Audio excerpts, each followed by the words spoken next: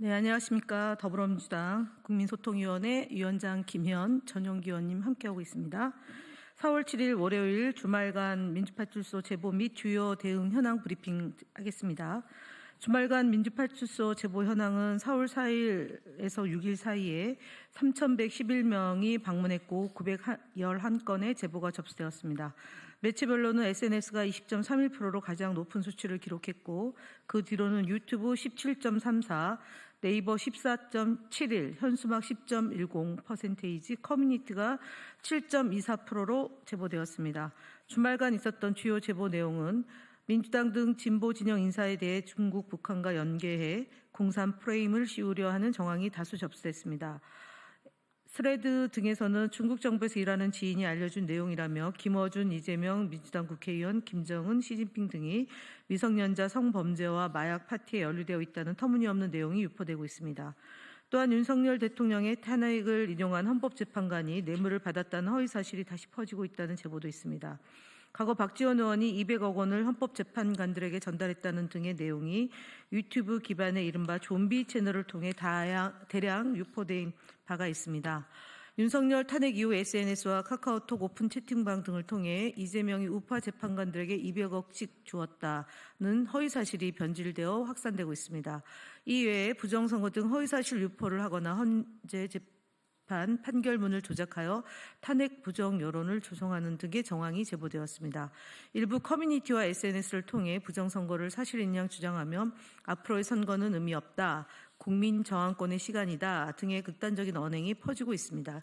게다가 네이버 카페, 라이트 테라스 등에서는 헌법재판소의 판결문을 조작해 원래 탄핵은 기각이었다는 허위사실이 유포되고 있습니다. 한편 우원식 국회의장의 개헌 발언 이후 SNS 카카오톡 오픈 채팅방을 통해 대통령 4년 연임제, 지방분권제, 토지소유권 박탈 등 총 12건에 달하는 내용이 민주당 헌법 개정 초안이 나왔다는 제목으로 퍼지고 있습니다. 저 역시 제보를 받았습니다. 다음으로 국민소통위원회 주요 대응 현황을 보고드립니다. 탄핵 인용 결정에 따른 현수막 대응 계획 관련입니다. 공직선거법 제90조에 따르면 선거의 실시가 확정된 때부터 선거일까지 더불어민주당 등 정당 명칭과 후보자 등이 언급된 현수막 등 광고물의 설치 및 게시가 금지됩니다. 중앙선관위 유권 해석에 따르면 대통령 선거 일정 공표와는 관계없이 지난 4월 4일 헌법재판소의 윤석열 탄핵 인용 결정으로 인해 국민의힘이 우리 당과 이재명 대표 등을 언급한 각종 허위 현수막은 불법 현수막에 해당됩니다. 더불어민주당은 지난 금요일 공문을 통해 각 지방자치단체가 해당 불법 현수막을 철거할 수 있도록 안내하였으며 선관위에서도 허위 현수막을 즉각 철거할 것을 요구하였습니다. 이후에도 철거하지 않는 불법 현수막은 민주파출소로 접수되는 즉시 파악하여 대응할 계획입니다.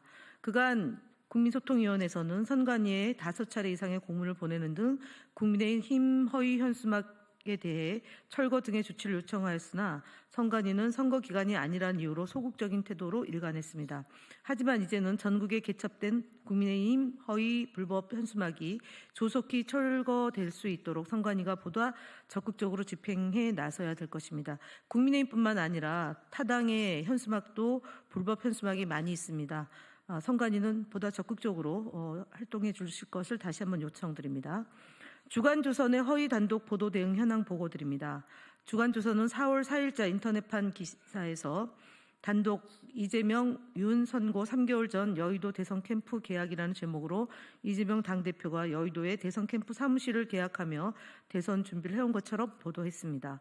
그러나 해당 사무실은 기존 민주당사의 공간이 협소해짐에 따라 당직자들의 근무 환경 개선을 위해 마련된 민주당 제2당사입니다. 이재명 대표의 대선 준비와는 전혀 무관합니다.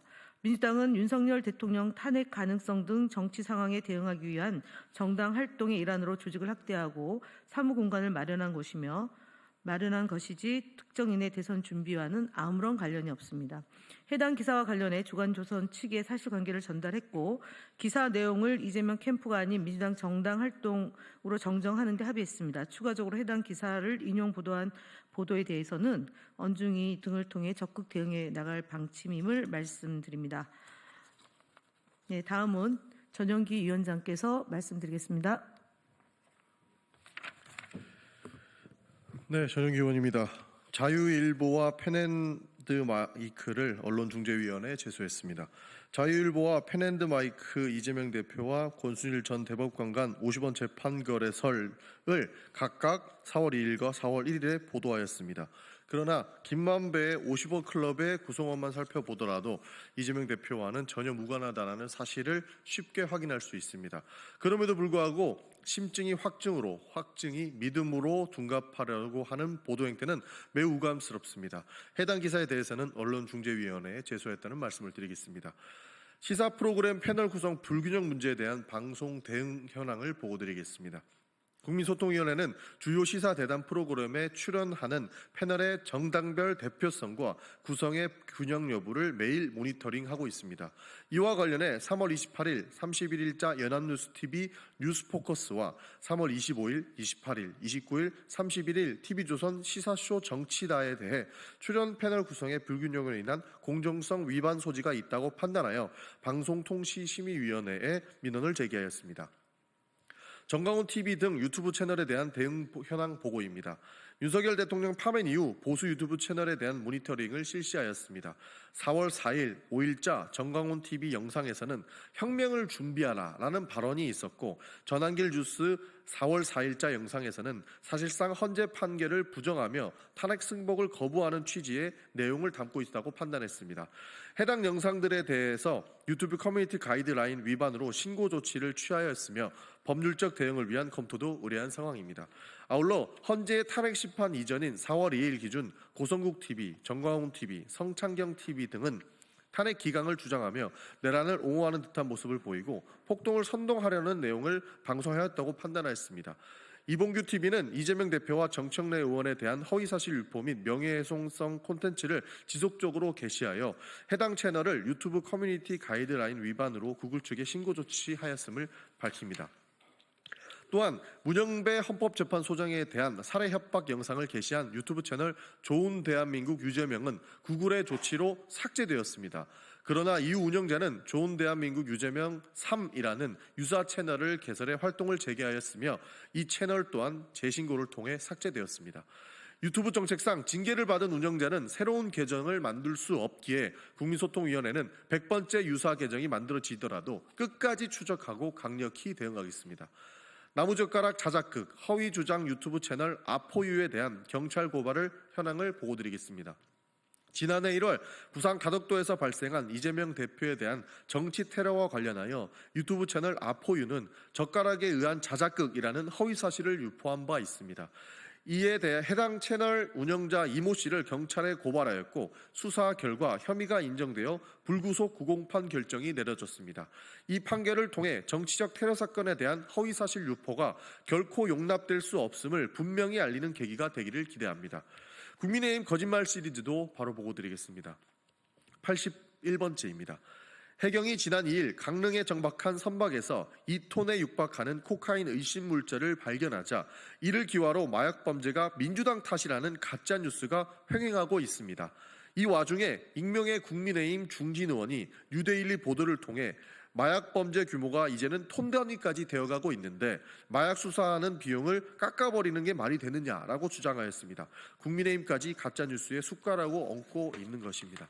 마약 범죄가 민주당 탓이라는 주장의 근거는 검찰 특갈비를 삭감했기 때문이라고 합니다. 이는 터무니없는 중상모략이며 거짓말입니다. 그동안 검찰의 특활비는 쪼개기 결제 등 각종 편법에 사용해 검찰 수뇌부의 쌈짓돈처럼 전용되어 왔습니다. 그 사용처 역시 확인하기 어려운 실정이었습니다. 이런 문제가 수십 년간 반복되어 온 고질적인 문제였기에 특활비 삭감은 당연한 조치였습니다. 지난 2024년 우리 당 검찰 독재 정치 탄압위원회가 지적한 검찰의 소고기 파티 사례가 대표적입니다. 당시 검찰의 쪼개기 결제, 증빙서류 제출 위반 등의 혐의가 발견되어 대책위원회가 공무원 행동강령 위반 혐의 및 세부 집행지침 위반 혐의로 국민권익위에 신고하기도 하였습니다. 이렇듯 국민의힘은 검찰이 방만하게 전용하던 특활비를 삭감한 조치와 마약 수사는 아무런 관련이 없음에도 불구하고 마약 문제까지 민주당 책임으로 몰아가려 하고 있습니다. 국정을 엉망으로 만들어 놓고 야당의 책임을 전가하려는 무책임한 태도입니다. 이상입니다.